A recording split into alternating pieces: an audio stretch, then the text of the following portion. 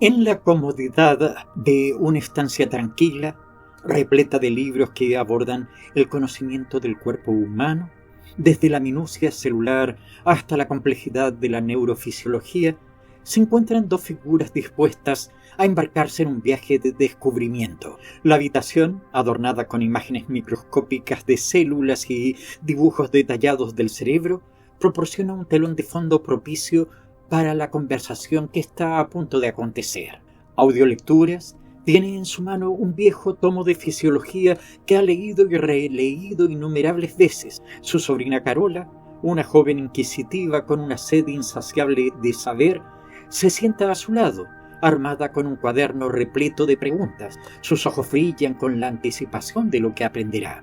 El diálogo que se desarrollará entre estas dos almas curiosas no será una conversación común y corriente, sino una exploración conjunta, un baile entre la simplicidad y la complejidad, una travesía narrada con calidez. Audiolecturas, con su voz tranquila y su habilidad para destilar conceptos complejos a su esencia, guiará a Carola a través de los intrincados caminos de la fisiología celular y la neurofisiología. Carola, con su agudeza y habilidad para formular preguntas penetrantes, será la chispa que encienda la conversación llevándola por senderos inesperados. Juntos abordarán textos y conceptos, entrelazando ejemplos prácticos con teorías abstractas en un diálogo ameno que irá más allá de la mera transferencia de información.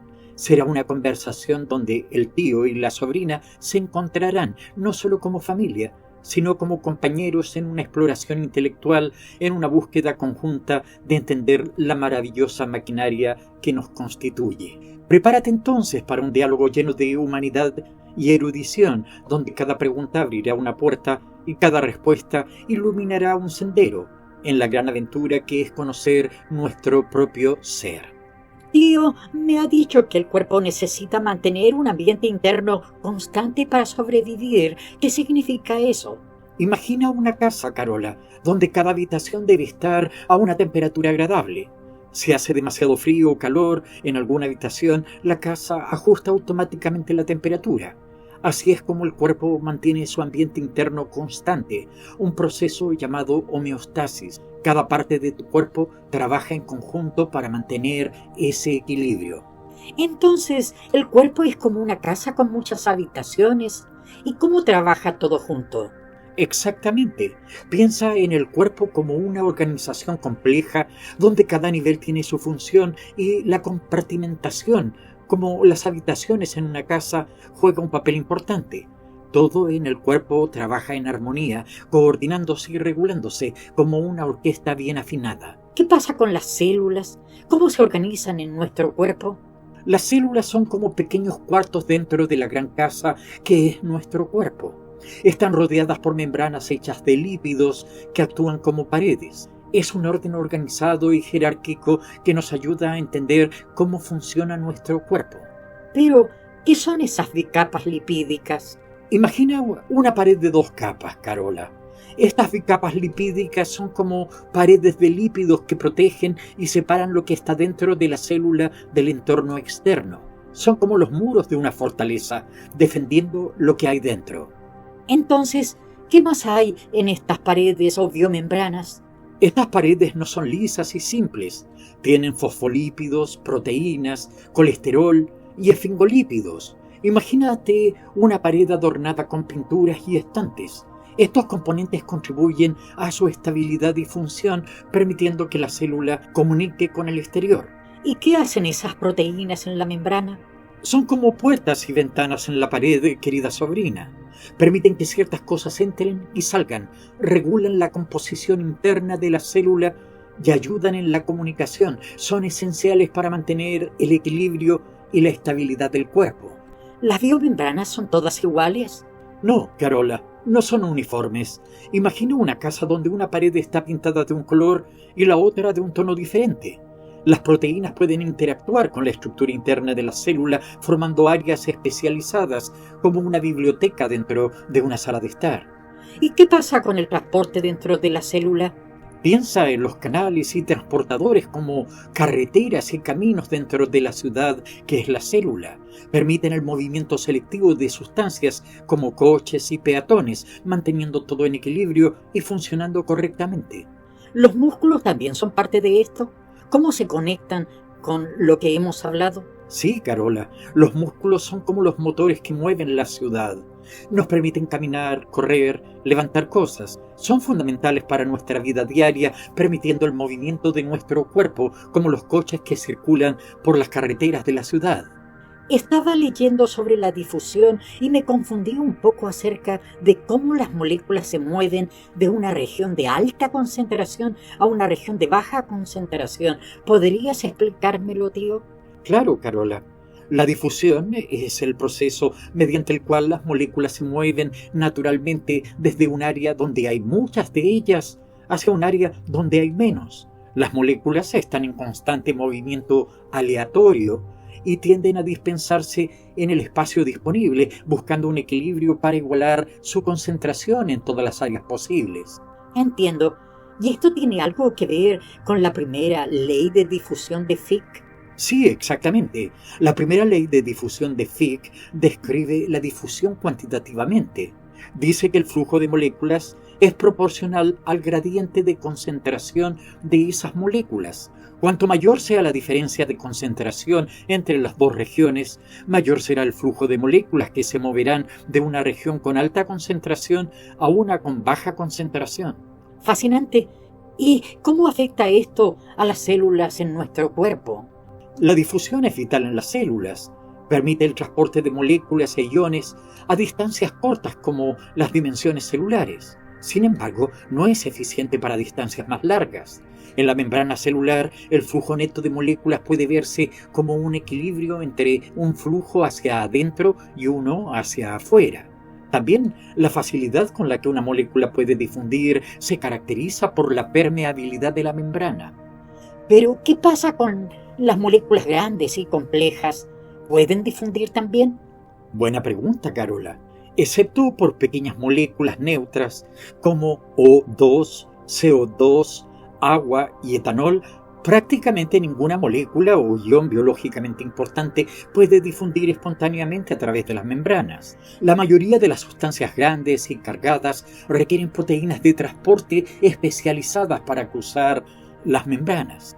Entonces, audiolecturas, lo que has explicado hasta ahora ha sido muy claro, pero ¿qué sucede si una membrana es permeable al agua, pero no a los solutos? ¿Cómo afecta esto al movimiento del agua?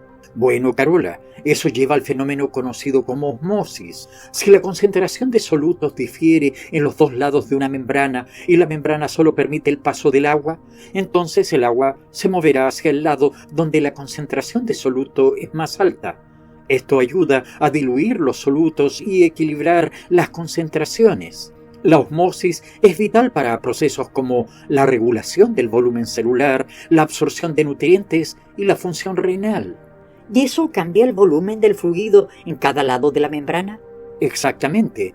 La osmosis hace que el volumen de fluido aumente en el lado con mayor concentración de solutos y disminuya en el lado con menor concentración.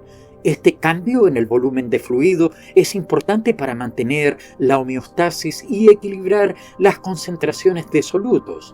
Por ejemplo, ayuda en la absorción de nutrientes en el intestino y en la producción de orina en los riñones.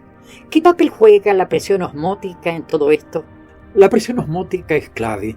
Es proporcional a la concentración de solutos y motiva el movimiento osmótico del agua. El agua se mueve desde el lado con baja presión osmótica hacia el lado con alta presión osmótica, tratando de igualar las concentraciones de solutos y alcanzar un equilibrio osmótico. La presión osmótica es esencial para la regulación de los flujos de agua en sistemas biológicos y para mantener el equilibrio en células y tejidos. Pero también has mencionado algo sobre la presión hidrostática. ¿Cómo difiere de la presión osmótica? La presión hidrostática es la fuerza ejercida por un líquido debido a su peso o una fuerza aplicada externamente. Si hay una diferencia en la presión hidrostática entre los dos lados de una membrana, el agua fluirá desde el lado con mayor presión hacia el lado con menor presión. Este fenómeno es vital en sistemas circulatorios, como la circulación sanguínea. La presión osmótica se relaciona con la concentración de solutos, mientras que la presión hidrostática está ligada a la fuerza del líquido. ¿Y cómo funcionan juntas estas presiones en algo como un capilar? La ecuación de Starling. Esta ecuación describe cómo la presión hidrostática y la presión osmótica trabajan juntas para controlar el flujo del líquido a través de los capilares. La presión hidrostática tiende a empujar el líquido fuera del capilar, mientras que la presión osmótica tiende a atraerlo hacia el interior. El equilibrio de estas presiones regula el intercambio de líquidos y solutos entre el sistema circulatorio y los tejidos, asegurando un suministro adecuado de nutrientes y la eliminación de desechos. Finalmente, ¿qué pasa con los solutos permeantes e impermeantes y cómo afectan el volumen celular? Los solutos permeantes pueden cruzar la barrera de membrana y equilibrar su concentración, causando solo un cambio temporal en el volumen celular. Los solutos impermeantes no pueden cruzar, por lo que un cambio en su concentración puede causar un cambio persistente en el volumen celular. Estos conceptos son fundamentales para comprender cómo los cambios en la concentración de solutos pueden afectar el volumen celular y mantener la homeostasis y el equilibrio en las células y tejido. Tío, he estado estudiando sobre la distribución de iones a través de las membranas celulares en la escuela y me parece fascinante cómo pueden influir en los potenciales eléctricos y el funcionamiento de las células. ¿Tú sabes algo sobre esto? Vaya, Carola, qué tema tan interesante has elegido. Claro que sí. Los iones como sodio, calcio y cloro están distribuidos de manera desigual a través de las membranas biológicas. Estos gradientes son esenciales para procesos como la transmisión nerviosa y la contracción muscular. Exacto. Me asombró descubrir que el potencial eléctrico a lo largo de la membrana cambia cuando los iones se mueven a través de ella. ¿Eso significa que la célula puede cargarse o descargarse eléctricamente? En cierto modo sí. Si piensas en la célula como una pequeña batería, cuando los iones se mueven, la carga eléctrica cambia. Por ejemplo, cuando los iones positivos entran en la célula, la hacen más positiva internamente, lo que llamamos despolarización. Sí, y he leído sobre el potencial de equilibrio. Eso es cuando no hay fluido neto de iones porque las fuerzas eléctricas y de concentración están equilibradas. Exactamente, y podemos usar la ecuación de Nernst para calcular ese potencial para un ion específico, considerando factores como la concentración del ion y su carga eléctrica. Pero, ¿qué pasa si la célula es permeable a varios iones al mismo tiempo? Buen punto, Carola. En ese caso podemos usar la ecuación de Goldman-Hodgkin-Katz. Esta toma en cuenta varios iones y sus permeabilidades relativas. Increíble. Y supongo que el potencial de membrana en reposo es cuando la célula no está activa, ¿verdad? Sí, es el potencial que existe cuando la célula está en equilibrio. Aunque la célula no esté activa, todavía hay iones moviéndose a través de la membrana, pero estos movimientos se equilibran entre sí. Tío, estaba leyendo sobre los canales iónicos en mis notas de biología y hay algunas cosas que no entiendo bien. ¿Puedes ayudarme a entender cómo funcionan? Por supuesto, Carola. Será un placer ayudarte. Los canales iónicos son complejos, pero muy fascinantes. ¿Por dónde te gustaría comenzar? Bueno, mencionan algo sobre diferentes tipos de canales, como los de voltaje y los activados por ligandos. ¿Cuál es la diferencia? Excelente pregunta. Los canales de voltaje se abren o cierran en respuesta a cambios en el potencial eléctrico de la membrana celular. Por otro lado, los canales activados por ligandos se abren cuando una molécula específica llamada ligando se une a ellos. Piensa en ellos como puertas que se abren con diferentes llaves. La llave del canal de voltaje es el cambio en el voltaje, mientras que la llave del canal activado por ligandos es una molécula específica, como un neurotransmisor. Vaya, eso suena muy interesante. ¿Y qué pasa con la selectividad de los canales? ¿Cómo puede un canal permitir solo un tipo de ion y no otros? Eso es lo que hace que los canales iónicos sean tan especiales. La selectividad se debe a la estructura del canal, especialmente al filtro de selectividad, que interactúa de manera específica con ciertos iones.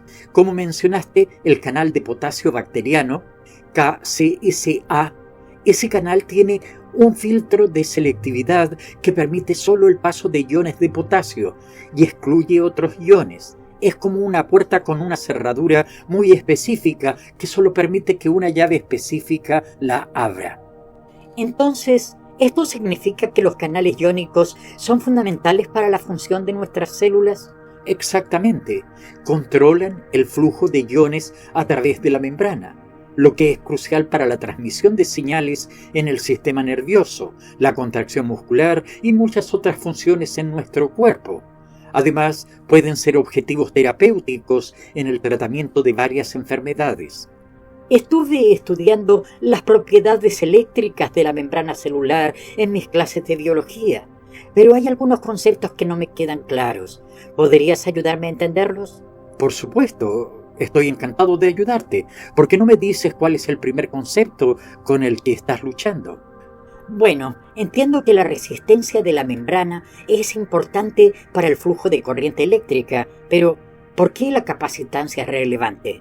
La capacitancia de la membrana es una medida de la cantidad de carga eléctrica que puede almacenar la membrana por cada unidad de cambio en el potencial de membrana. Imagina la membrana como un condensador. Cuanto mayor sea la capacitancia, más carga puede almacenar, y eso influye en cómo se redistribuyen las cargas a lo largo de la membrana cuando ocurren señales eléctricas. Entiendo. Eso tiene sentido. También leí sobre la resistencia interna y cómo puede afectar la velocidad de propagación de los impulsos eléctricos. ¿Podrías explicar eso un poco más? Claro. La resistencia interna se refiere a la resistencia que ofrece el citoplasma o el interior de la célula al flujo de corriente eléctrica. En células con procesos largos y delgados, como las neuronas, esta resistencia interna puede afectar la velocidad con la que los impulsos eléctricos se propagan. Cuanto mayor sea la resistencia, más lenta será la propagación. Eso me aclara mucho. Otra cosa que me confunde es cómo la membrana celular es eléctricamente equivalente a un capacitor conectado en paralelo con una resistencia y una batería. ¿Cómo funciona eso? Es una analogía útil para visualizar las propiedades eléctricas de la membrana. El capacitor representa la capacitancia de la membrana, el resistor representa su resistencia y la batería podría representar una fuente de fuerza electromotriz, como la diferencia de concentración de iones. Esta combinación ayuda a entender cómo se procesan y propagan las señales eléctricas en la célula. ¡Wow! Realmente ayuda a entenderlo de esa manera. Me parece fascinante cómo la biología y la física se entrelazan en estos conceptos. Sí, es realmente intrigante. La biología, la química y la física se encuentran en muchos niveles, y entender estas interacciones es clave para comprender cómo funciona la vida en el nivel molecular y celular. Tío Audiolecturas, me maravillan esos volúmenes en tu biblioteca. ¿Cómo puedes recordar todo lo que has leído? Querida Carola, no es tanto recordar como sentir. Los libros que ves aquí son como amigos con quienes he pasado momentos inolvidables. Cada uno me ha enseñado algo y ha enriquecido mi vida. Pero, tío, con tantos amigos en forma de libros, ¿cómo puedes dedicarles tiempo a todos? Me temo que necesitarías una eternidad. La lectura, mi niña, no es una carrera. Es un paseo a través de jardines llenos de flores de sabiduría y fantasía. No importa cuánto tiempo me tome, lo que importa es el viaje. Además, nunca está de más volver a visitar a un viejo amigo en sus páginas. Tienes razón, tío. Cada libro es como una ventana a un mundo nuevo. Tal vez debería empezar a construir mi propia biblioteca. Eso sería maravilloso. Pero recuerda, Carola, la belleza de una biblioteca no reside en su tamaño, sino en la cuidadosa selección de los libros que te hablen y te inspiren. Los libros son como las personas. Lo que importa es la calidad, no la cantidad. Siempre me haces pensar, tío. Gracias por compartir tu sabiduría conmigo. Y gracias a ti, querida, por estar siempre dispuesta a escuchar y aprender. La curiosidad es el mejor compañero de un lector, y me alegra ver que tienes mucha. Tío audiolecturas. Estaba leyendo acerca de los potenciales de acción y cómo funcionan en nuestras neuronas. Es todo muy confuso para mí. ¿Podrías explicármelo como si fuera una historia? Claro, Carola. Imagina que tus neuronas son como pequeñas ciudades, cada una con sus propias puertas y guardias. Oh, eso suena emocionante. En efecto, lo es. Ahora, dentro de estas ciudades hay dos grupos principales de guardias. Los guardias de sodio, Na+, y los guardias de potasio, K+. Ambos están controlados por las señales de voltaje. ¿Cómo funcionan esas señales? Imagina que alguien quiere enviar un mensaje de una ciudad a otra. El mensajero toca la puerta y si la señal es lo suficientemente fuerte, los guardias de sodio abren la puerta rápidamente, permitiendo que el mensaje, los iones de sodio, entren en la ciudad, haciendo que todo sea más positivo y emocionante. Eso suena divertido. Lo es, pero luego los guardias de potasio, que son un poco más lentos, abren otra puerta para permitir que algo de la emoción salga, devolviendo todo a la normalidad. Entonces, ¿los guardias de sodio y potasio son como una especie de balance? Exactamente, mantienen el equilibrio en la ciudad y se aseguran de que las cosas no se vuelvan demasiado locas. ¿Y qué pasa con las cosas como el voltaje clamp y el patch clamp? He leído sobre esas también. Esas son técnicas que los científicos utilizan para estudiar cómo funcionan las puertas y los guardias. Imagina que son como microscopios y herramientas especiales que permiten a los científicos mirar de cerca y entender cómo todo funciona. Eso suena complicado. Puede serlo, pero es fascinante. Por ejemplo, en el patch clamp, los científicos pueden observar a un solo guardia, canal iónico en acción, viendo cómo abre y cierra la puerta. Vaya, entonces, ¿cómo saben cuándo abrir y cerrar las puertas? Los canales de sodio, por ejemplo, tienen dos compuertas, una de activación y otra de inactivación. La compuerta de activación se abre rápidamente durante la despolarización, mientras que la compuerta de inactivación se mueve más lentamente y cierra el canal después. Tío, esto es como una novela de fantasía. Sí, Carola, el cuerpo humano es un lugar lleno de maravillas y misterios. Estos canales y potenciales de acción son solo una pequeña parte de la increíble máquina que somos. Carola, recuerdo que te conté sobre los canales iónicos y cómo estos pequeños poros en las células son esenciales para nuestras funciones vitales. ¿Recuerdas algo de eso? Ah, sí, esas pequeñas puertas que dejan pasar ciertas partículas en las células. Pero, ¿por qué son tan importantes? Imagina una casa con diferentes puertas y ventanas, donde cada una permite la entrada de un tipo específico de visitante.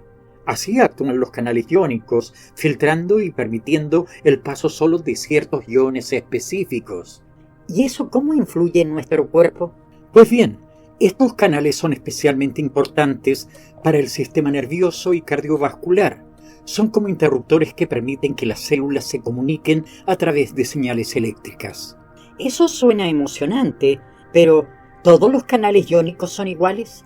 Buena pregunta.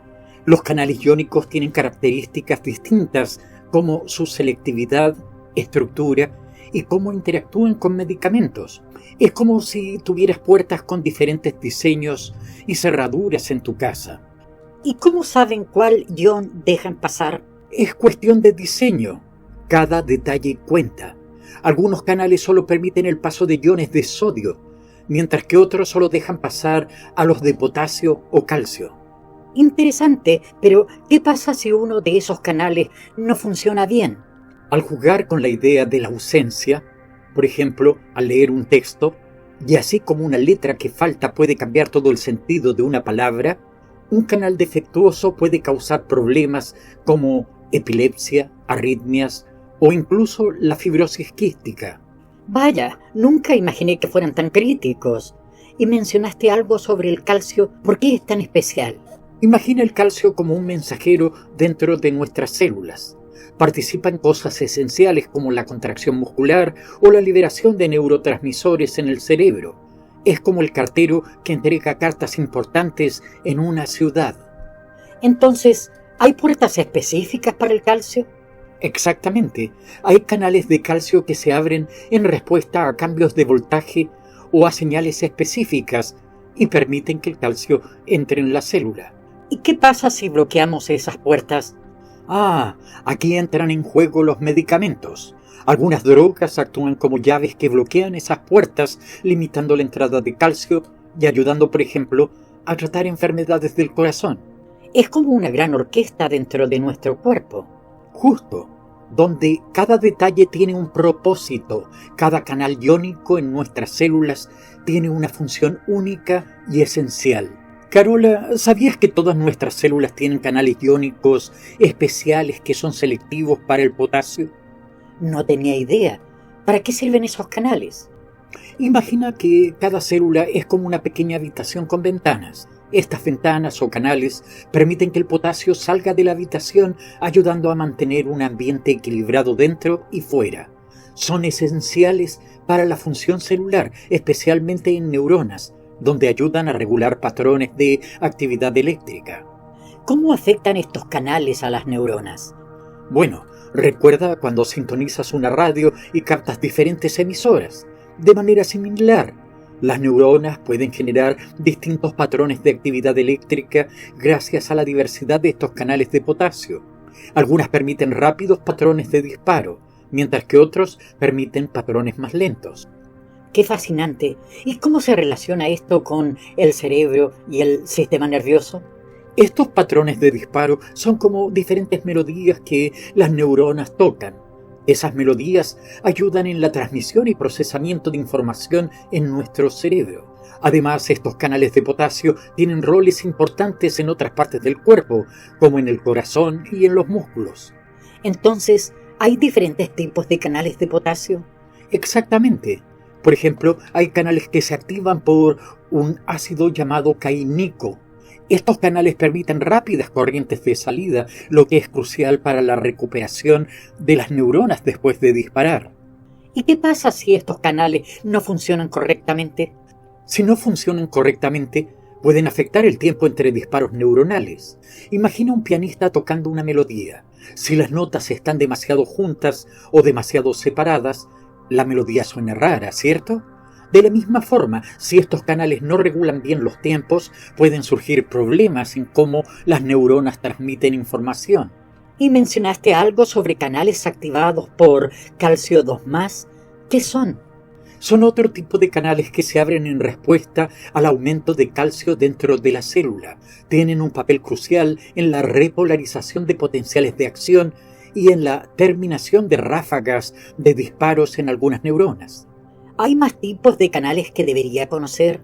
Sí, también están los canales KATP en las células pancreáticas, que son sensibles al ATP y juegan un papel clave en la secreción de insulina, y las sulfonilureas, medicamentos que actúan sobre estos canales para tratar la diabetes tipo 2. Vaya, eso suena realmente importante. ¿Y hay canales relacionados con el corazón?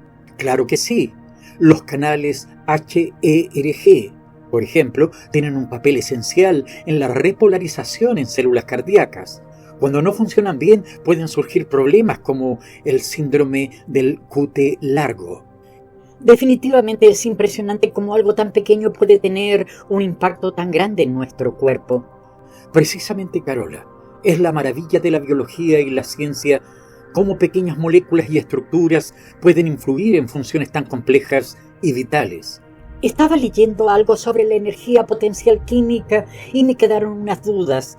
¿Por qué una molécula en una región de alta concentración tiene más energía potencial química que en una región de baja concentración? Bueno, imagina una sala de baile llena de gente bailando. Hay mucha energía en el aire porque hay muchas personas interactuando entre sí. En una región de alta concentración de moléculas, hay más posibilidades de que las moléculas colisionen e interactúen, como en la pista de baile, aumentando su energía potencial química. En una sala de baile más vacía, o una región de baja concentración hay menos energía porque hay menos personas o moléculas interactuando. Qué buen ejemplo. ¿Y eso de la fuerza química, cómo funciona? ¿Parece que también impulsa el movimiento de las moléculas? Sí, puedes pensar en la fuerza química como un viento que sopla a través de un valle. Si hay una colina, región de alta energía, y un valle, región de baja energía, el viento soplará desde la colina hacia el valle. De igual manera, las moléculas se moverán desde una ubicación de mayor energía potencial hacia una de menor energía potencial, impulsadas por esa fuerza química. Es como un flujo natural que busca el equilibrio. Vaya, ¿y qué pasa con los iones? Escuché algo sobre potencial electroquímico. Los iones son interesantes porque tienen una carga eléctrica. Imagina un imán en movimiento a través de una serie de puertas que solo permiten pasar ciertos imanes. El potencial electroquímico es como la combinación de la fuerza del imán, carga eléctrica, y la disposición de esas puertas, gradiente de concentración. Los canales iónicos en las células son como esas puertas selectivas que controlan el movimiento de los iones. Entiendo, y supongo que todo esto es esencial para el funcionamiento de nuestro cuerpo. Exactamente, Carola. Como en una orquesta bien afinada, cada parte de estos procesos juega un papel crucial en la música de nuestro organismo. La diferencia en el potencial electroquímico, por ejemplo, es lo que permite que nuestras células se comuniquen entre sí, como la transmisión de señales nerviosas y la contracción muscular. Es una sinfonía compleja, pero hermosa, que nos permite vivir y funcionar. Tío, he estado estudiando sobre las membranas biológicas en la escuela, pero hay algo que no logro entender. ¿Me podrías explicar por qué las moléculas polares no pueden atravesar la membrana tan fácilmente? Claro, Carola. Imagina la membrana como una puerta cerrada que no permite pasar fácilmente a los invitados indeseados. La bicapa lipídica de las membranas es hidrofóbica, lo que significa que teme al agua y las cosas que se disuelven en ella, como las moléculas polares, así que la membrana no les permite pasar tan fácilmente. Entiendo. Entonces, ¿cómo pasan cosas como la glucosa o los aminoácidos a través de la membrana? Muy buena pregunta. Imagina ahora que la puerta cerrada tiene guardianes especiales, como transportadores y bombas, que pueden abrir la puerta a ciertos invitados, como la glucosa o los aminoácidos. Estos guardianes están incrustados en la puerta y seleccionan cuidadosamente quienes pueden entrar y salir. ¡Qué interesante! ¿Y cómo funcionan estos guardianes o transportadores? Los transportadores actúan como porteros que cambian de forma al unirse con un invitado específico. Por ejemplo, si la glucosa quiere entrar, el transportador se une a ella, cambia de forma y la lleva al otro lado de la puerta. Hay otros guardianes llamados bombas que necesitan energía para mover activamente a los invitados en contra de su voluntad, como los iones. ¿Y hay diferentes tipos de estos porteros? Sí, exactamente.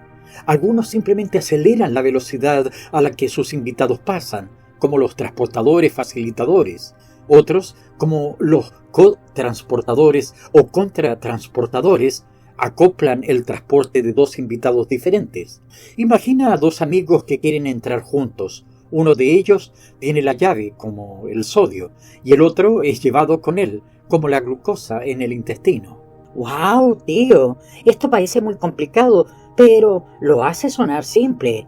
¿Y qué hay de las bombas y los intercambiadores? Imagina una fiesta en la que quieres mantener un ambiente específico. A veces necesitas sacar algunos invitados, iones protón, y traer a otros, iones sodio, para mantener el ambiente correcto. Las bombas y los intercambiadores son como los coordinadores de la fiesta, asegurándose de que la cantidad correcta de invitados estén dentro y fuera para mantener un ambiente agradable y equilibrado. Tío, esto es fascinante. Me siento como si estuviera en una fiesta dentro de la célula. ¿Hay más de estos coordinadores o transportadores? Oh, sí, hay muchos otros, como el cotransportador sodio más yodo 2 en la glándula tiroides, que ayuda en la captación de yodo. Cada uno de estos transportadores tiene una función única, trabajando como un equipo coordinado para mantener a la célula feliz y saludable. Tío, estuve leyendo acerca de unas proteínas que transportan iones en las células, como el NCX. No entiendo muy bien cómo funciona. ¿Me puedes explicar? Por supuesto, Carola. Imagina que la membrana celular es como una gran puerta en una casa. En la puerta hay un conserje llamado NCX, que permite a ciertos invitados entrar y salir, pero sigue unas reglas específicas. El NCX deja salir a un ion de calcio y deja entrar a 3 iones de sodio. ¿Te suena familiar? Sí, eso es lo que leí, pero ¿por qué es importante mantener una concentración baja de calcio dentro de la célula? Imagina que el calcio es como un perfume muy fuerte. Si hay demasiado en una habitación, puede ser abrumador y hasta tóxico. El NCX ayuda a mantener una cantidad adecuada de calcio como un delicado aroma que permite a la célula funcionar correctamente. Entiendo. ¿Y qué pasa con otros contratransportadores como el intercambiador Cl2, bicarbonato y el OAT? Excelente pregunta. Piensa en ellos como otros conserjes en diferentes puertas de la casa. El intercambiador Cl2 bicarbonato se encarga de mantener el equilibrio entre dos sustancias, el cloruro y el bicarbonato. Es como si controlara la temperatura y la humedad de la casa, asegurándose de que todo esté en armonía. El OAT, por otro lado, trabaja con sustancias orgánicas, como si fuera el encargado de recoger y entregar paquetes especiales en la casa. Se encarga de transportar cosas importantes como desechos, asegurándose de que todo fluya sin problema. ¡Wow! Eso suena muy complejo. ¿Y cómo es que se regulan estas funciones? ¿Cómo sabe la célula cuándo necesita cambiar las tasas de transporte? La célula es como una casa inteligente que se adapta a las necesidades de sus habitantes. A través de procesos como la fosforilación, la célula puede ajustar cómo funcionan estos conserjes. Es como si pudiera darles instrucciones para trabajar más rápido o más lento según sea necesario. En algunos casos, la célula incluso puede decidir mover estas puertas y conserjes, añadiendo o quitando entradas según las necesidades. Esto permite que la casa, es decir, la célula, funcione de manera eficiente y se adapte a diferentes situaciones. Increíble, tío. Ahora todo tiene sentido. Es como una casa con muchas puertas y conserjes que trabajan juntos para mantener todo en orden. Tío Audiolecturas, he estado leyendo sobre estas bombas y ATPasas en mis libros de biología y todo parece muy complejo. ¿Podrías explicarme cómo funcionan de una manera sencilla? Por supuesto, Carola. Imagina que tienes una habitación con puertas que se abren y cierran. Cada puerta representa una bomba y para abrir y cerrar necesitas una llave especial. Esa llave es el ATP, la energía que las células utilizan. Vale, eso suena más sencillo. ¿Y qué pasa con esa bomba de sodio-potasio que mencionan? Ah, la bomba de sodio-potasio. Imagina que quieres mantener una cantidad constante de aire dentro y fuera de 2 globos, uno representando el interior de la célula y otro el exterior. La bomba sería como una pequeña máquina que saca aire de un globo y lo mete en otro, pero siempre manteniendo un equilibrio. Interesante. ¿Y qué pasa con el calcio y el efecto Donan? Piensa en el calcio como un invitado especial en una fiesta en la que no puede haber demasiados invitados en una habitación. La bomba cerca se asegura de que el calcio esté en la habitación correcta, el retículo endoplásmico, hasta que se le necesite. En cuanto al efecto Donan, imagina una puerta automática que abre y cierra según el peso de la gente en la habitación. La bomba de sodio-potasio es como una persona que regula quién entra y quién sale para asegurarse de que la puerta funcione correctamente. Ahora todo tiene más sentido, pero ¿y qué hay de los espacios entre las membranas y todas estas colaboraciones entre las bombas? Imagina un ballet bien coreografiado en un escenario con diferentes niveles. Cada bailarín representa una bomba o transportador, y todos deben moverse en armonía para crear una hermosa presentación. La bomba de sodio y el NCX, por ejemplo, son como 2 bailarines principales que deben moverse juntos para mantener todo en equilibrio. Eso suena maravilloso, tío. ¿Y qué hay de esas otras ATPasas, como las bombas de calcio y de cobre? Son como los actores de reparto en nuestra obra. Cada uno tiene un papel importante, aunque no sean los protagonistas. Las bombas de calcio mantienen la calma en el escenario, mientras que las bombas de cobre son como los directores detrás de escena, asegurándose de que todo esté en su lugar. Tío, estaba leyendo sobre las proteínas ABC y no entiendo cómo estas proteínas son capaces de transportar tantos sustratos diferentes a través de las membranas celulares. ¿Puedes explicármelo de una manera sencilla? Claro, Carola. Imagina las proteínas ABC como pequeñas embarcaciones que navegan por un río dentro de la célula. Utilizan la energía del ATP como si fueran pequeños remos para mover diversos pasajeros, sustratos, de un lado a otro del río, membrana celular. Hay dos partes principales en esta embarcación, dos dominios transmembrana, TMD, que están en contacto con el río, y dos dominios de unión a ATP, NBD, que se encuentran en la orilla del río, citosol. Oh, entiendo. Entonces, algunas de estas embarcaciones llevan cosas dentro de la célula y otras las llevan afuera. Exactamente. Algunas son como barcazas que llevan cosas fuera de la ciudad, célula, para desintoxicación o eliminación, mientras que otras actúan como barcos de carga, permitiendo que las sustancias esenciales lleguen a la ciudad. Piensa en el CFTR, por ejemplo, como un canal especial que regula el transporte de cloruro y agua. Su mal funcionamiento está relacionado con la fibrosis quística. Esto es fascinante, pero ¿qué hay del transporte transepitelial? ¿Cómo se mueven las sustancias a través de una capa epitelial? Imagina una ciudad con muchas calles y carreteras.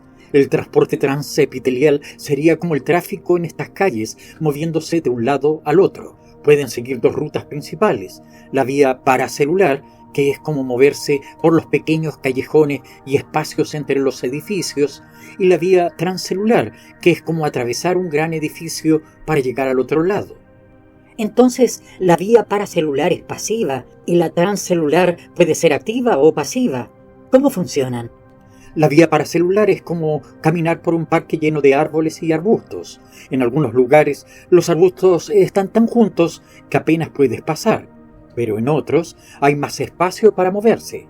La vía transcelular es más compleja. Imagina que tienes que entrar en un edificio, subir las escaleras y luego salir por la puerta trasera. Hay diferentes puertas, proteínas transportadoras que te permiten moverte de un lado a otro.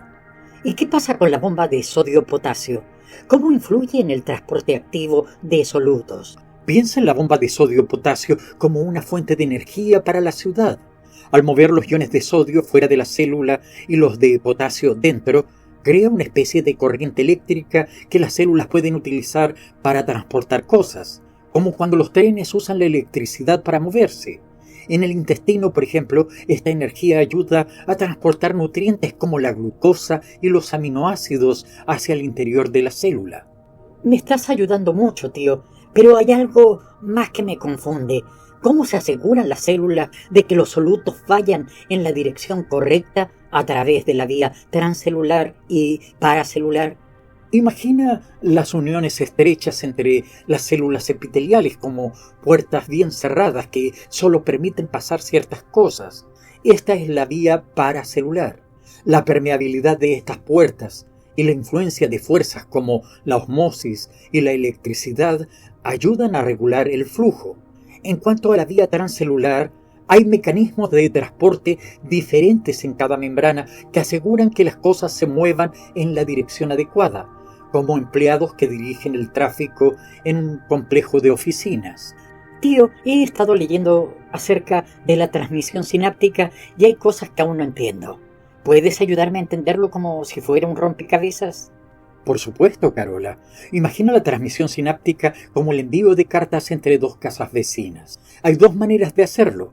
Puedes entregarla en mano a través de una ventana común o enviarla por correo.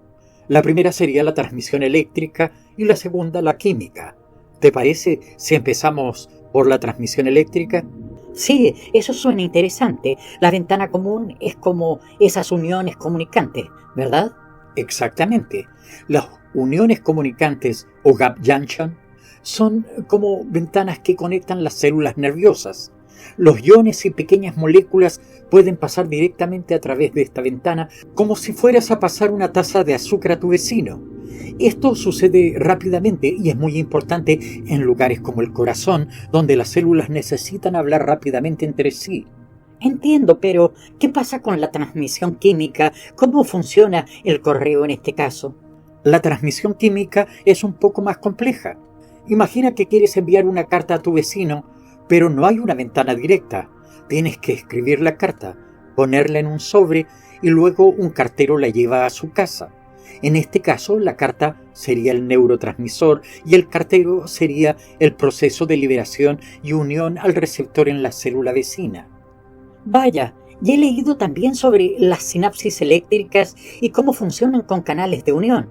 ¿Puedes explicarme eso? Claro, imagina que las células presinápticas y postsinápticas son dos habitaciones separadas, pero con una puerta corrediza entre ellas. Esta puerta, formada por proteínas llamadas conexinas, permite que la comunicación sea rápida y directa. Es como abrir la puerta para dejar que una brisa fresca entre en una habitación calurosa. Eso tiene sentido. Ahora, ¿qué pasa con la sinapsis química en el cerebro y cómo afecta cosas como el aprendizaje y la memoria? Piensa en la sinapsis química como una orquesta compleja. Cada instrumento representa un tipo diferente de neurotransmisor, y cada nota que tocan puede excitar o inhibir las células vecinas. La forma en que se tocan estas notas puede ser modificada y afinada con el tiempo, permitiendo que la música se vuelva más compleja y hermosa.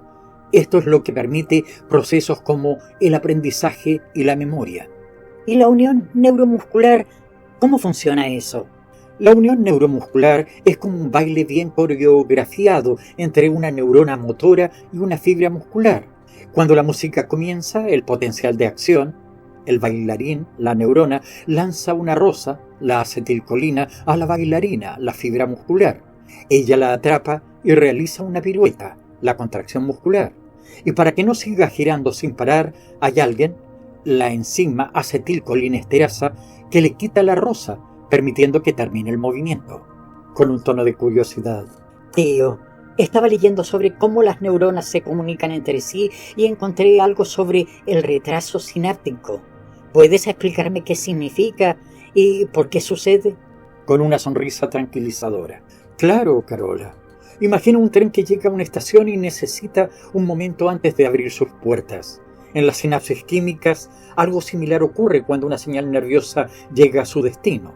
Hay un pequeño retraso antes de que la respuesta se inicie. Esto se debe a que los canales de calcio necesitan tiempo para abrirse y permitir que el calcio entre en la neurona, que es fundamental para transmitir la señal. Oh, ¿y esos canales de calcio siempre trabajan de la misma manera en todas las sinapsis? Bueno, es un proceso común, pero la duración del retraso puede variar. Depende de varios factores como el tipo de neurotransmisor y las propiedades de los canales iónicos. Imagina que cada estación de tren tiene una puerta diferente. Algunas se abren rápidamente, mientras que otras tardan un poco más. Entiendo. ¿Y qué pasa con esos cuantos o cuantos sinápticos? Parecen muy importantes en todo este proceso. Sí, los cuantos son como paquetes de neurotransmisores liberados en cantidad definida. Imagina un correo que entrega paquetes de una cantidad específica de cartas. Cada vesícula sináptica libera un cuanto sináptico que contiene una cantidad definida de neurotransmisor. ¡Qué fascinante! Me recuerda la forma en que se empaquetan los dulces en la tienda. ¿Y cómo se asegura que la cantidad correcta de neurotransmisor sea liberada? Exactamente. La cantidad de neurotransmisor liberado depende de cuánto calcio entre en la neurona. Cuanto más calcio, mayor será la liberación. Es como ajustar el volumen de la música. Cuanto más subes el volumen, más fuerte es el sonido. Increíble, tío. ¿Y en diferentes partes del sistema nervioso la liberación de neurotransmisores funciona de la misma manera? No exactamente, Carola. En el sistema nervioso central la liberación es muy regulada y precisa. Pero en la unión neuromuscular hay una liberación más masiva de neurotransmisores. Piensa en ello como una conversación tranquila en comparación con un gran anuncio por megáfono. Vaya, ¿Y cómo se almacenan todos estos neurotransmisores en la neurona? Imagina pequeñas cajas fuertes dentro de la neurona llamadas vesículas sinápticas. Utilizan una bomba especial para concentrar los neurotransmisores en su interior, casi como si estuvieran llenando globos de agua en una fiesta. ¡Qué genial! Y he oído hablar de Botox. ¿Está relacionado con todo esto también? Sí, el Botox actúa como una cerradura que bloquea la liberación de neurotransmisores. Imagínalo como poner un candado en la puerta de un almacén, lo que impide que los neurotransmisores sean liberados. Querido tío, mientras estaba hojeando mis libros de biología, me topé con algo muy interesante sobre las vesículas sinápticas y su recuperación. ¿Podrías explicarme cómo es que estas vesículas se recuperan tan rápidamente después de liberar neurotransmisores? Me parece un proceso muy complejo. Carola, la curiosidad es un bello atributo. Imagina una orquesta. La fusión de la vesícula sináptica con la membrana plasmática es como el golpe de un tambor. Ahora bien, la recuperación de la vesícula puede ser rápida, lenta o ultra rápida. En la rápida, el tambor resuena y luego vuelve a su posición original en un instante. En la lenta, es como si alguien tuviera que recubrir el tambor con una tela suave, preparándolo para su próximo golpe. En la ultra rápida, el tambor es golpeado tan suavemente que apenas pierde su forma original. Oh, me encanta esa analogía. Entonces, ¿qué pasa cuando las vesículas sinápticas se agotan? ¿Cómo afecta eso a las respuestas postsinápticas? Piensa en el agotamiento de las vesículas como si fueran las cuerdas de un violín que se desafinan. La música continúa, pero pierde su armonía. La depresión por pares de pulsos es como un segundo golpe en una cuerda ya desafinada. La música es más débil, pero hay también un fenómeno opuesto, la facilitación por pares de pulsos, donde el segundo golpe es más fuerte. Imagina un pianista que con un toque delicado hace resonar una nota más fuertemente la segunda vez. ¡Qué fascinante! Pero hay algo más que no entiendo. He leído sobre la potenciación posttetánica. ¿Podrías explicarlo usando otra de tus hermosas analogías? Por supuesto, mi querida sobrina. La potenciación posttetánica es como una sinfonía que se va construyendo, donde cada nota lleva a la siguiente con más fuerza y vigor. Durante la estimulación tetánica, es como si la orquesta estuviera tocando en un crescendo constante, llevando a una mayor concentración de emoción y energía. La música no solo resuena mientras se toca, sino que persiste dejando un eco en la sala mucho después de que la pieza haya terminado. De manera similar, la liberación de neurotransmisores se potencia y persiste después de la estimulación tetánica, creando un fenómeno que es esencial para nuestra capacidad de aprender y recordar. Tío, ¿puedes ayudarme a entender algo sobre las sinapsis químicas? Me gustaría saber cómo se comunican las neuronas entre sí. ¿Qué significa realmente? Por supuesto, Carola. Imagina la sinapsis química como cartas escritas entre dos vecinos. Hay más de 100 diferentes tipos de plumas o neurotransmisores que pueden escribir estas cartas. Cuando un vecino escribe la carta, libera el neurotransmisor. La envía flotando a través de un pequeño estanque, la hendidura sináptica, hasta el vecino receptor. La carta puede contar una historia excitante que anima al vecino a salir y jugar, o una historia tranquila que lo calma. Así es como las neuronas se comunican con gran detalle y control. Eso suena fascinante, pero ¿qué pasa con los diferentes tipos de neurotransmisores? ¿Cómo son diferentes? Piensa en los neurotransmisores como 3 grupos principales de amigos que se comunican entre sí. Los amigos ligeros, pequeñas moléculas como la acetilcolina y la serotonina. Son como amigos alegres y energéticos, siempre listos para animar las cosas. Los amigos misteriosos, pequeñas moléculas como el glutamato y el GABA, escondidos en paquetes oscuros y enigmáticos. Son misteriosos, pero desempeñan roles importantes. Los sabios neuropéptidos, grandes y sabias moléculas como la sustancia P y la endorfina, que ofrecen consejos profundos y sabiduría en sus mensajes. Estos grupos trabajan juntos, cada uno contribuyendo de manera única para permitir que el cerebro y el sistema nervioso funcionen correctamente. Vaya, esto se pone aún más interesante. ¿Y qué hay de los receptores? ¿Cómo interactúan con estos neurotransmisores? Los receptores son como las puertas y ventanas de la casa del vecino receptor. Algunos son rápidos para abrirse, como los receptores ionotrópicos, permitiendo que los amigos entren rápidamente para una fiesta. Otros, como los receptores metabotrópicos, son como ventanas con cortinas, abriéndose lentamente y dejando entrar la luz de una manera más controlada. Juntos permiten que los neurotransmisores afecten la casa, la célula postsináptica, de diferentes maneras.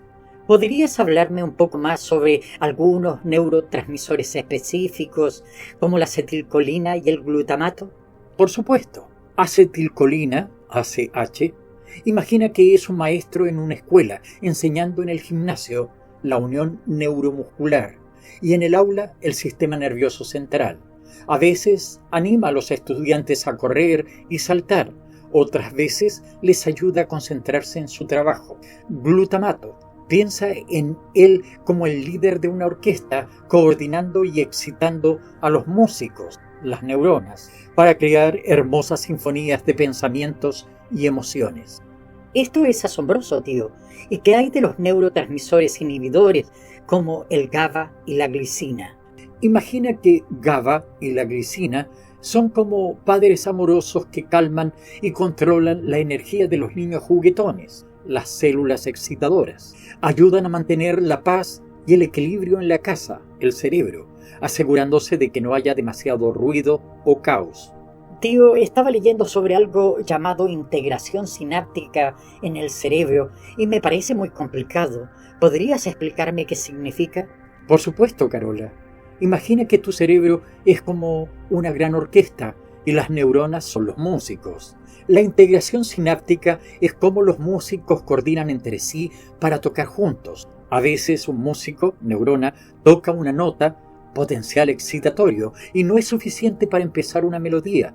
Pero si muchos músicos tocan juntos, pueden crear una sinfonía, potencial de acción. ¿Te ayuda esta analogía? Sí, eso tiene sentido. Pero, ¿y las cosas llamadas neurotransmisores biogénicos qué hacen? Buena pregunta. Los neurotransmisores biogénicos son como los directores de la orquesta. Dirigen como los músicos, neuronas, deben tocar. Por ejemplo, la dopamina es como un director que anima a los músicos a tocar de forma enérgica y feliz, mientras que la serotonina puede guiarlos hacia una melodía más calmada y relajante. Cada uno de estos neurotransmisores tiene su propio estilo y afecta cómo se toca la música. Funciona el cerebro. Vaya, ¿y qué pasa con algo llamado ATP? Leí que también es un neurotransmisor. Correcto. El ATP es bastante versátil. Piensa en él como un instrumento musical que puede tocar diferentes melodías dependiendo de la partitura, receptores purinérgicos. Puede crear diferentes sonidos y ritmos y también puede influir en cómo otros músicos tocan. En el cuerpo tiene muchos roles, desde hacer que la música sea más enérgica hasta ayudar a relajarse y descansar. ¡Qué interesante! ¿Y qué pasa con los neurotransmisores peptídicos? Me confundieron un poco. Los neurotransmisores peptídicos son como los músicos especializados en la orquesta. Tienen habilidades únicas y desempeñan roles específicos. Algunos pueden ser solistas, como las endorfinas, que pueden crear una melodía de felicidad y alivio del dolor. Otros, como la sustancia P, pueden llevar una parte emocional y profunda de la música. Son parte vital de la complejidad y riqueza de la orquesta, sistema nervioso. Gracias, tío. La ciencia es como una gran sinfonía. Exactamente, Carola, y al igual que una sinfonía, la ciencia tiene muchas capas y matices que se descubren con la curiosidad y el estudio. Tío, ¿qué es lo que pasa realmente en nuestro cerebro cuando enviamos una señal o pensamiento? Me refiero a cómo se terminan estas acciones en nuestro cerebro. Carola, bueno, en nuestro cerebro hay algo que se llama neurotransmisores y ellos ayudan a enviar señales, pero esas señales tienen que terminar de alguna manera. Imagina que estás enviando una carta. La carta tiene que llegar a su destino y luego se guarda o se tira a la basura. Algo parecido sucede con los neurotransmisores. ¿Y cómo hacen eso? ¿Cómo es ese proceso de guardar o tirar la carta? Bueno, hay varios métodos. Primero, los neurotransmisores pueden simplemente alejarse de donde estaban y perderse, como cuando un globo se va volando. Eso se llama difusión. Luego hay enzimas que pueden inactivarlos, como una especie de tijeras que cortan un hilo. También pueden ser recogidos de nuevo, como si recogieras el globo y lo guardaras para más tarde. Eso es la recaptación. Y finalmente pueden ser destruidos por enzimas fuera de las células, como si un amigo lejano rompiera el globo. Vaya, eso suena bastante complejo. ¿Y cómo todo esto afecta nuestra capacidad para aprender o recordar cosas? Excelente pregunta. Hay procesos llamados potenciación a largo plazo, LTP, y depresión a largo plazo, LTD, que afectan la forma en que las neuronas se comunican entre sí. La LTP es como cuando haces un nudo fuerte en una cuerda.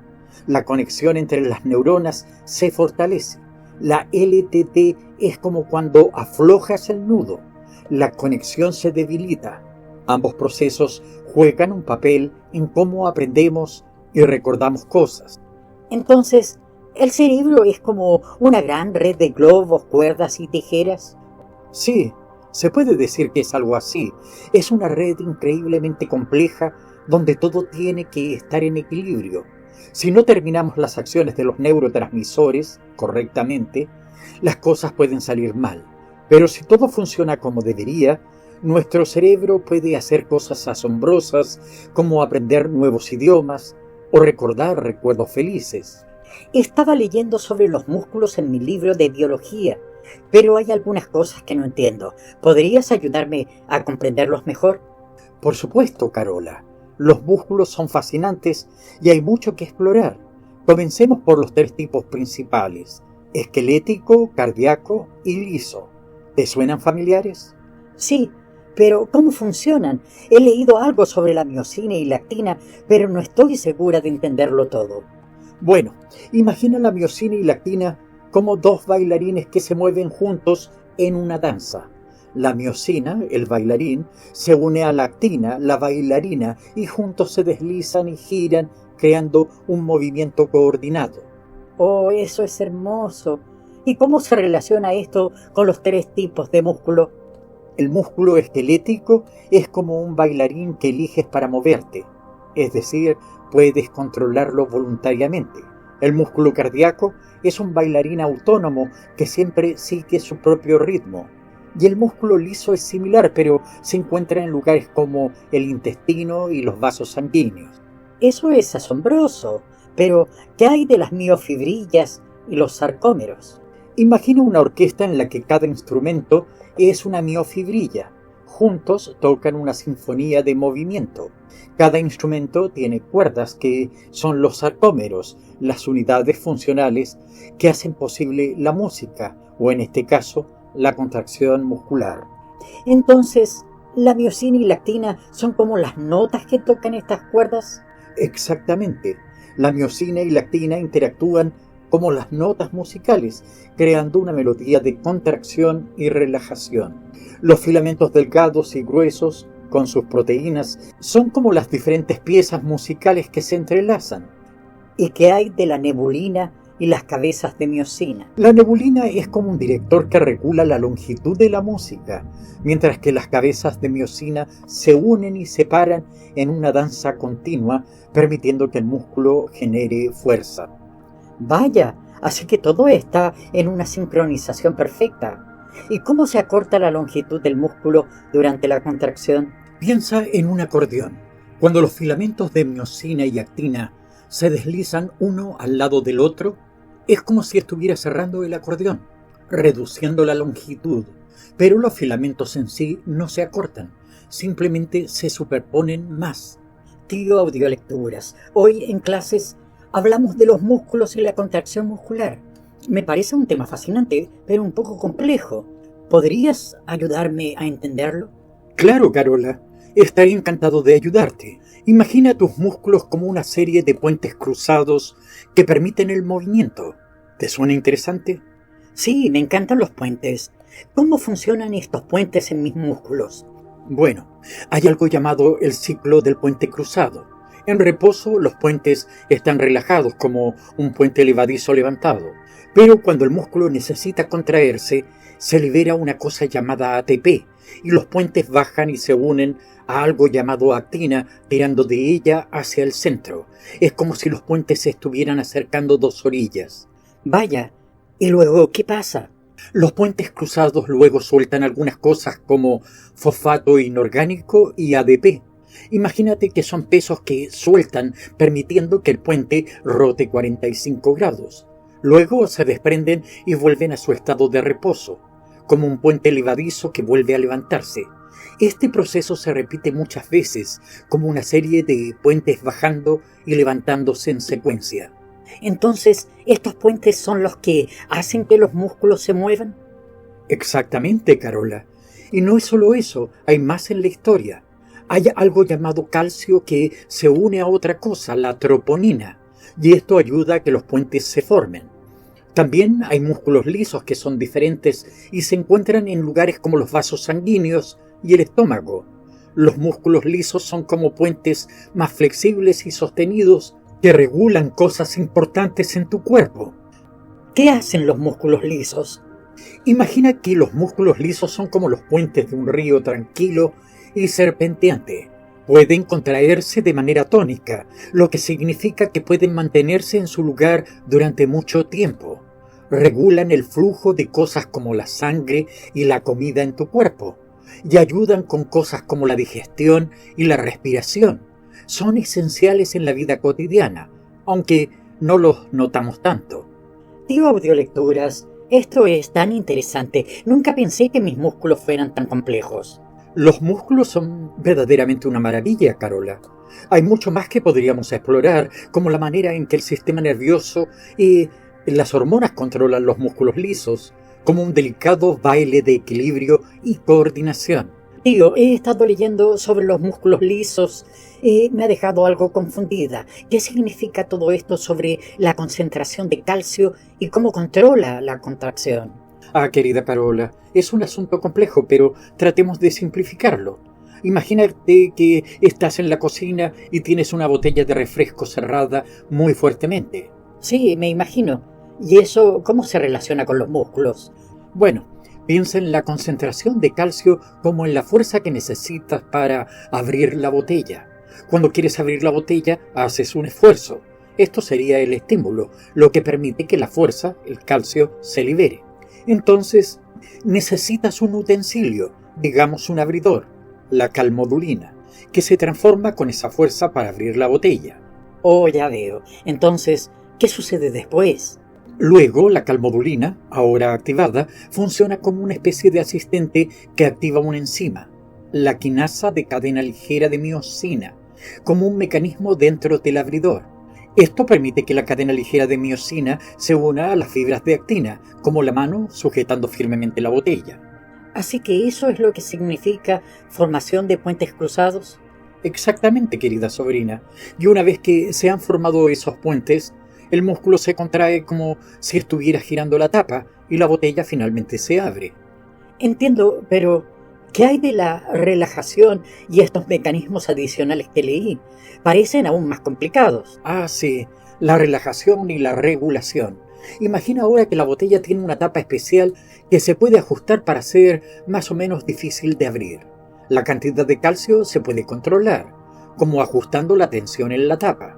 También hay otros mecanismos como añadir grasa a la rosca, que sería como la modulación de la actividad de la MLCK, o usar diferentes abridores, como las proteínas de unión a la actina, que pueden hacer que abrir la botella sea más fácil o difícil dependiendo de lo que necesites.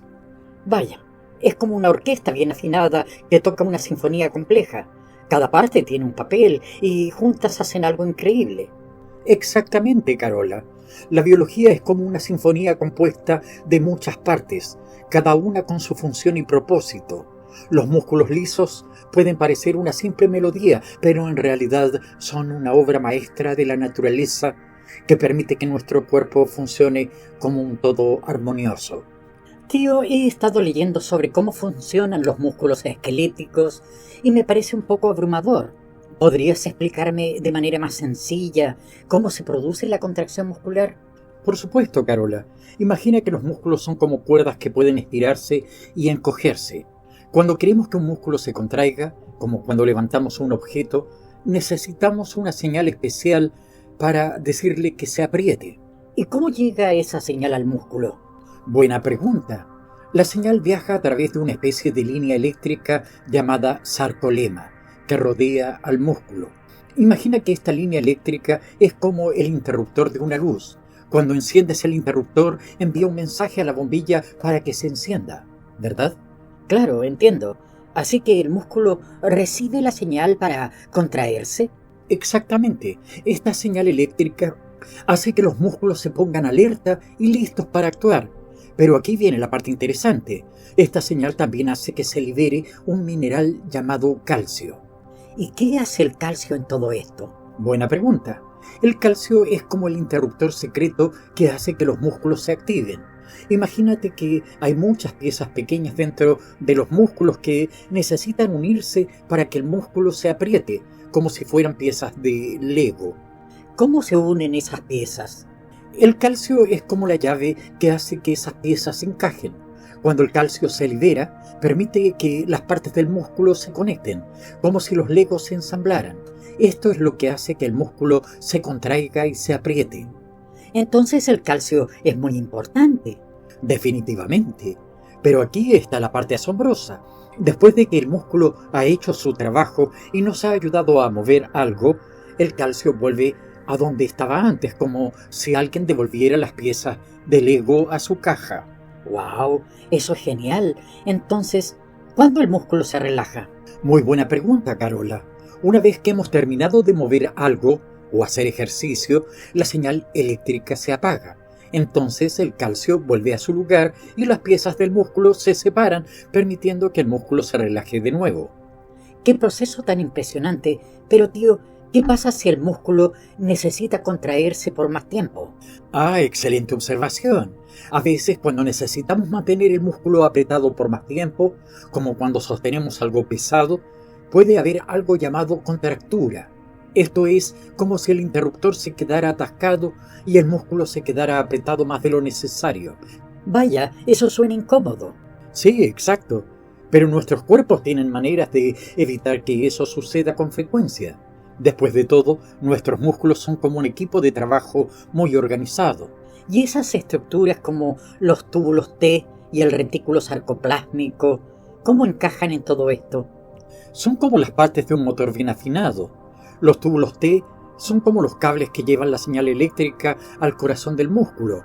Y el retículo sarcoplásmico es como la caja secreta que almacena y libera el calcio cuando se necesita. Lo veo ahora. Es como si todos los elementos trabajaran juntos para hacer que el músculo funcione. Exactamente, Carola. Nuestros cuerpos son máquinas increíbles y complejas, pero cada parte tiene un papel importante para mantenernos en movimiento y hacer todas las cosas asombrosas que hacemos. Tío, esto es cada vez más interesante. Ahora, ¿cómo es que el calcio vuelve al retículo sarcoplásmico después de que el músculo se contrae? Muy buena pregunta, Carola. Después de que el músculo se ha contraído y ya no necesitamos que esté apretado, es importante que el calcio regrese al retículo sarcoplásmico para que el músculo pueda relajarse. ¿Cómo hace eso? Imagina que hay una especie de bomba en la membrana del retículo sarcoplásmico. Esta bomba se llama ATPasa y es como un trabajador que usa energía para mover cosas. En este caso, la ATPasa usa energía de una molécula llamada ATP para mover el calcio del citoplasma de vuelta al retículo sarcoplásmico. Así que es como si la ATPasa recogiera el calcio y lo pusiera de nuevo en su lugar. Exacto, Carola. La ATPasa hace un trabajo muy importante al llevar el calcio de vuelta al retículo sarcoplásmico. Esto reduce gradualmente la cantidad de calcio en el citoplasma y cuando eso sucede, Las partes del músculo que se unieron debido al calcio vuelven a separarse, lo que permite que el músculo se relaje. Vaya, es como si el músculo estuviera limpiando después de sí mismo para prepararse para la próxima vez. Buena manera de ponerlo. Es como si el músculo estuviera ordenando y volviendo a su estado normal después de hacer su trabajo. Me encanta cómo funciona todo esto, pero ¿esto también aplica al músculo cardíaco? Exactamente. El músculo cardíaco también usa un proceso similar para relajarse después de contraerse. En el corazón el calcio también es esencial para la contracción, pero luego necesita ser recogido y almacenado de nuevo para que el corazón pueda latir de manera rítmica. Entonces, si no hubiera esta bomba ATPasa, el músculo seguiría apretado y no podría relajarse. Muy astuta observación, Carola. Sin la ATPasa, el calcio quedaría en el citoplasma y el músculo no podría volver a su estado relajado. Esto podría causar problemas en la función del músculo, por lo que la ATPasa es esencial para mantener todo en equilibrio. Entiendo, la ATPasa es como el cuidador del calcio en el músculo. Y todo esto me hace pensar qué pasaría si los músculos del corazón no se relajaran. Eso es una pregunta importante. Si los músculos del corazón no se relajaran después de cada contracción, el corazón no podría latir de manera efectiva. La relajación es tan crucial como la contracción para permitir que el corazón se llene de sangre y luego la bombee a través del cuerpo. El equilibrio entre la contracción y la relajación es lo que mantiene nuestro corazón funcionando correctamente. He estado leyendo sobre los músculos lisos y cómo funcionan y tengo muchas preguntas. ¿Podemos hablar de esto? Por supuesto, Carola. Estoy aquí para ayudarte a entender todo lo que quieras saber. Dispara tus preguntas. Empecemos con la miogénesis. Entendí que algunos músculos lisos, como los de las arterias, se activan cuando la pared del vaso se estira o aumenta la presión. Pero, ¿cómo pueden las células musculares lisas en la pared del vaso saber que deben contraerse? Buena pregunta. Imagina que las células musculares lisas en la pared del vaso tienen como sensores que les permiten sentir cuando la presión o el estiramiento aumentan. Cuando esto sucede, estas células reaccionan de manera automática y se contraen para regular el flujo sanguíneo y mantener la presión arterial en un rango adecuado. Es como si tuvieran un instinto para responder a los cambios en su entorno y hacer lo que se necesita para mantener el equilibrio.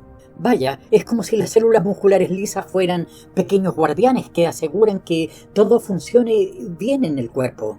Exacto, Carola. Son como guardianas que están alerta y listos para actuar cuando se necesita. Este mecanismo de miogénesis es una forma ingeniosa en la que el cuerpo regula automáticamente el flujo sanguíneo y la presión arterial. Entiendo, pero ¿y qué hay de los músculos lisos fásicos y tónicos? ¿En qué se diferencian y cómo se activan? Muy buena pregunta. Los músculos lisos fásicos se activan con breves o rítmicas despolarizaciones en la membrana celular. Es como si tuvieran pequeñas chispas de activación que desencadenan la entrada de calcio en las células, lo que finalmente provoca la contracción muscular. Estos músculos a menudo se encuentran en tejidos donde se necesitan contracciones rápidas y repetitivas, como en algunos órganos. Entiendo. Son como pequeños pulsos de activación que hacen que las células musculares se contraigan una y otra vez. Exactamente. Ahora los músculos lisos tónicos son un poco diferentes. En lugar de depender de chispas rápidas, están activos incluso en su estado de reposo. Y su activación está influenciada por cambios sutiles en el potencial de membrana y la concentración de calcio en el citosol. Imagina que estos músculos son como bailarines que están siempre en movimiento, listos para ajustar su tono y mantener la tensión en el cuerpo. Es interesante cómo los músculos lisos fásicos y tónicos tienen formas tan diferentes de activarse, pero ¿cómo saben cuándo deben contraerse? Buena pregunta. En los músculos lisos tónicos, los cambios en el potencial de membrana, es decir, en la carga eléctrica de la célula, desencadenan la apertura de canales de calcio. Cuando estos canales se abren, el calcio entra en las células y activa los mecanismos de contracción.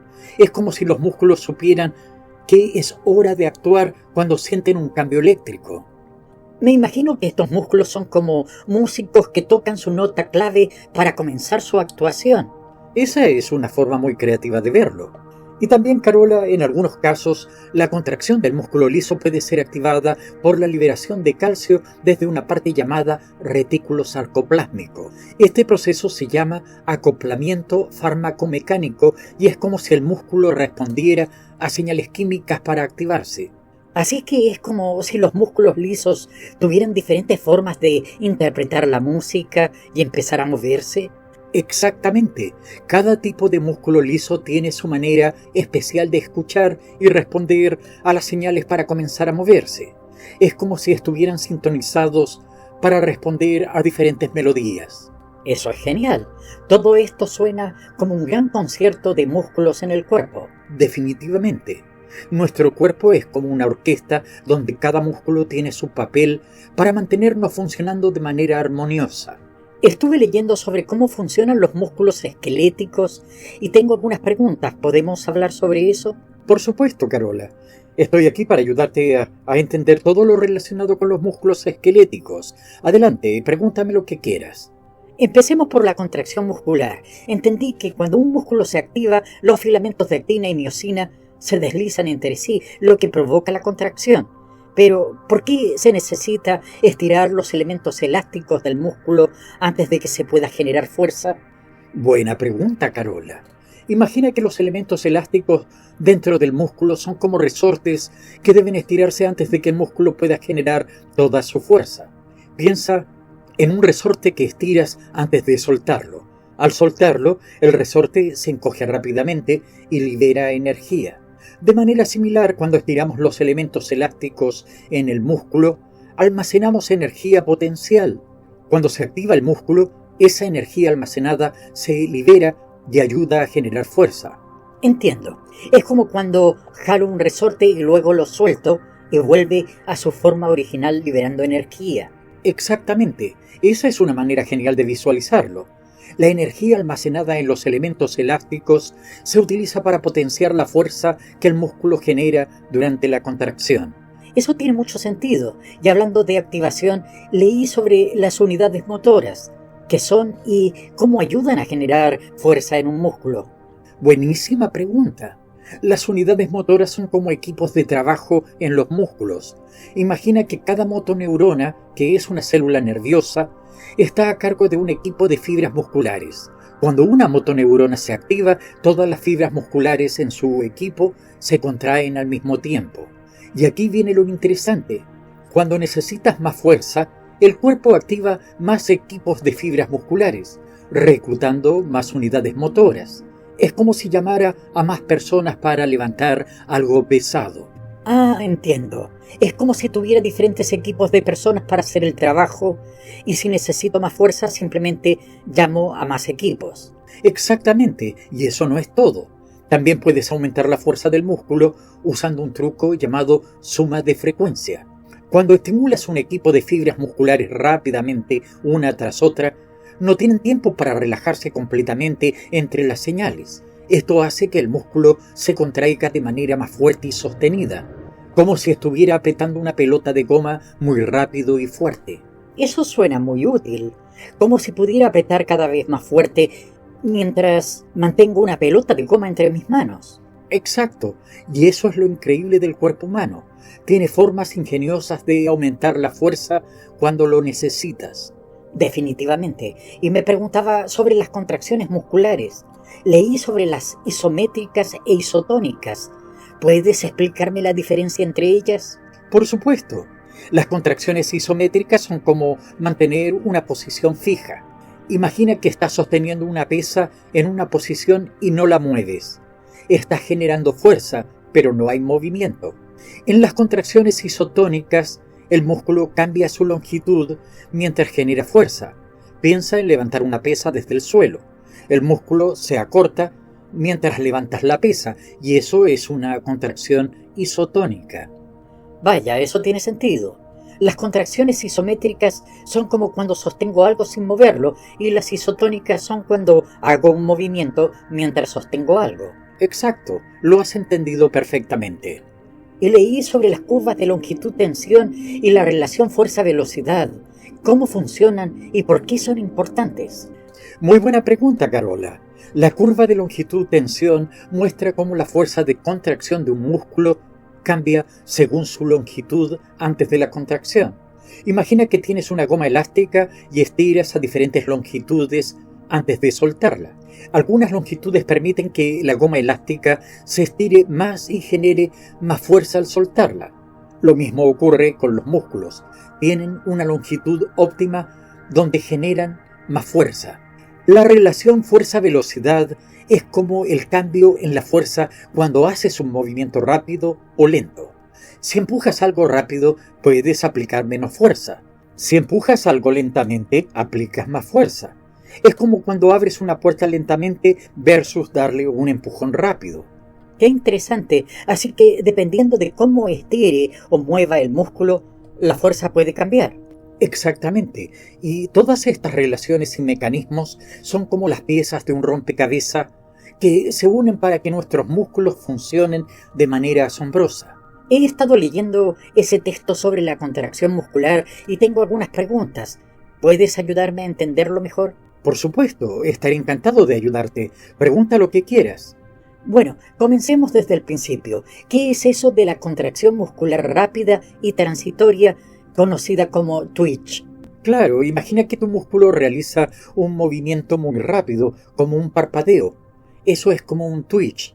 Sucede cuando una célula de músculo se despolariza, lo que significa que cambia su carga eléctrica. Esto provoca un aumento de calcio dentro de la célula y desencadena una rápida contracción muscular. Es como si tu músculo diera un pequeño saltito. Entiendo. ¿Y por qué la fuerza contráctil se desarrolla más lentamente que el aumento en el calcio? Buena pregunta. Imagina que tienes un elástico que estira un resorte. Antes de que puedas tirar con fuerza, primero tienes que estirar ese elástico. De manera similar, los elementos elásticos dentro del músculo deben estirarse antes de que puedas generar una fuerza externa. Eso hace que la fuerza contráctil se desarrolle más lentamente que el aumento de calcio. Entendido. ¿Y cómo sucede todo eso durante la contracción muscular?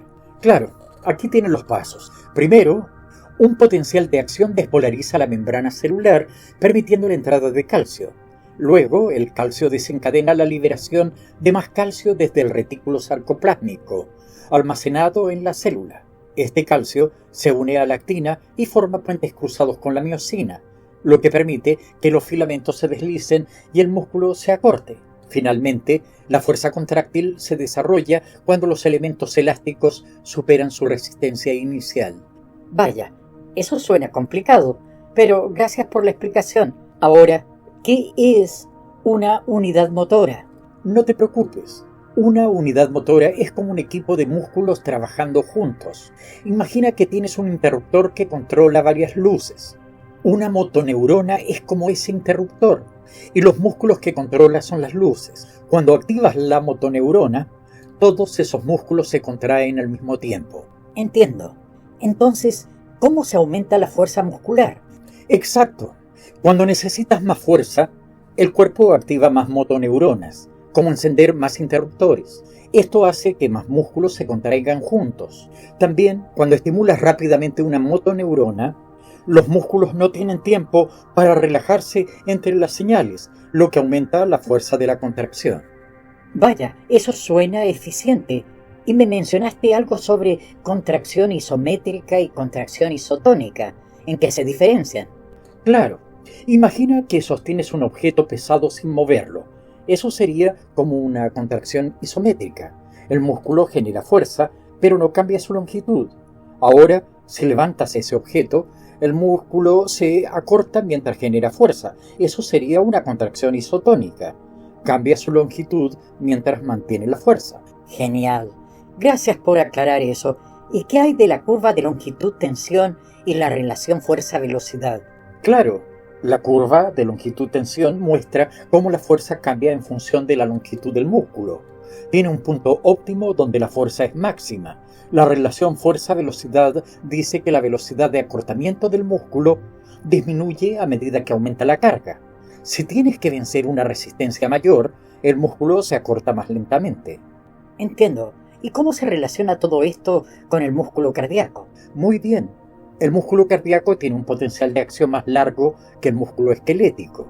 Esto le da más tiempo para generar contracciones más prolongadas. Además, el músculo cardíaco está especializado para contraerse coordinadamente y bombear sangre, lo que requiere una contracción más lenta pero constante. ¡Qué interesante! Y me mencionaste algo sobre agentes inotrópicos positivos. ¿Qué son? Claro, son sustancias que aumentan la concentración de calcio en las células del corazón, lo que mejora su fuerza de contracción. Es como darle al músculo cardíaco un impulso extra.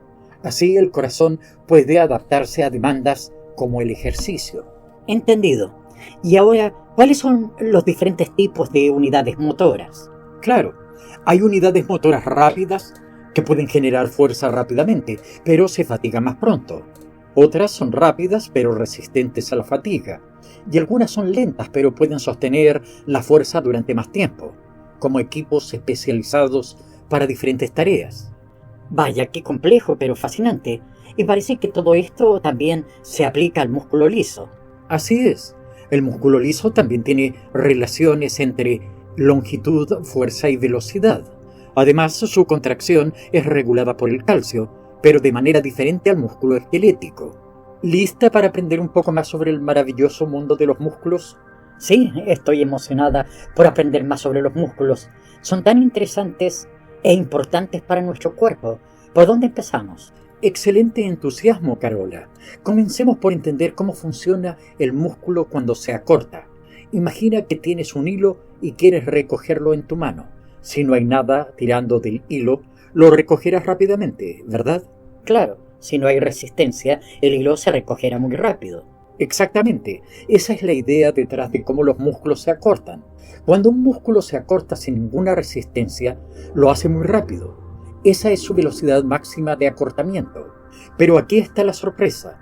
A medida que añadimos más resistencia, como si tiraras del hilo, el músculo se acorta más lentamente. Así que, cuanto más peso o resistencia tiene que vencer, más lenta es su velocidad.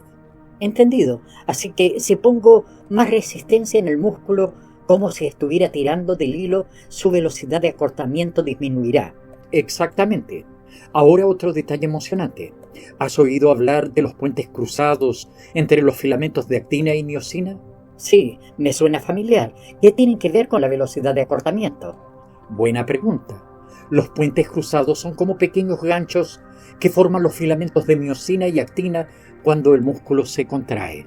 Cuando tienes que vencer una resistencia mayor, esos puentes cruzados necesitan trabajar más para mover las cosas. Cuanto mayor sea la resistencia, más tiempo les llevará a hacer su trabajo, y eso ralentiza la velocidad de acortamiento.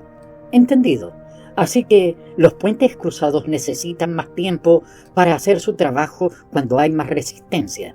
Exacto. Ahora hablemos de algo llamado ATPasa de la miosina.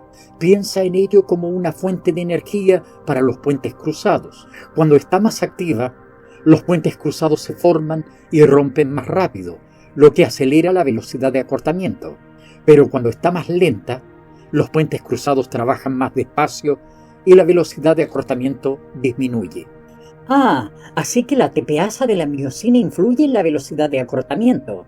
¿Puede haber otras cosas que también afecten la velocidad? Muy buena observación. Sí, la carga aplicada al músculo y la cantidad de calcio también son importantes. Si hay más carga o más calcio disponible, los puentes cruzados se activarán más y la velocidad de acortamiento aumentará. Por otro lado, si hay menos carga o menos calcio, la velocidad disminuirá. Entendido. Así que la velocidad de acortamiento del músculo está influenciada por varias cosas, como la carga, el calcio y la actividad de la ATPasa de la miosina. Exactamente. Tienes una mente afilada para esto. Ahora hablemos sobre los diferentes tipos de unidades motoras. Claro, sé que hay unidades motoras de diferentes tipos, pero no sé mucho sobre sus diferencias. Estás en el camino correcto. Hay 3 tipos principales. Las unidades motoras de contracción rápida y fatigables, FF. Las de contracción rápida y resistentes a la fatiga, FR. y las de contracción lenta S. Vaya, 3 tipos. ¿Cómo se diferencian? Bueno, las unidades motoras FF se cansan rápidamente, pero pueden generar mucha fuerza en un corto tiempo. Las unidades FR son poco más resistentes y pueden sostener fuerza durante más tiempo. Las unidades S son las más lentas, pero pueden mantener fuerza por mucho tiempo sin cansarse fácilmente. Eso tiene sentido. Así que cada tipo tiene sus propias características en términos de velocidad y resistencia. Exactamente, y lo genial es que los músculos pueden tener diferentes combinaciones de estos tipos de unidades, lo que les permite adaptarse a diferentes necesidades. Increíble. Así que los músculos pueden ser rápidos y fuertes, resistentes o mantenerse en movimiento durante mucho tiempo, dependiendo de cómo se combinen las unidades motoras. Exactamente, vamos avanzando bien. ¿Te gustaría aprender sobre las diferencias entre el músculo esquelético y el músculo cardíaco? Por supuesto, pero primero, ¿qué tal si nos detenemos aquí por ahora y continuamos otro día? Ya aprendí mucho y quiero digerirlo todo. Por supuesto, Carola. Ha sido una conversación genial. Siempre estamos aquí para seguir explorando juntos. Hasta la próxima vez. Gracias, Audiolecturas. Hasta pronto. Besos y despedida.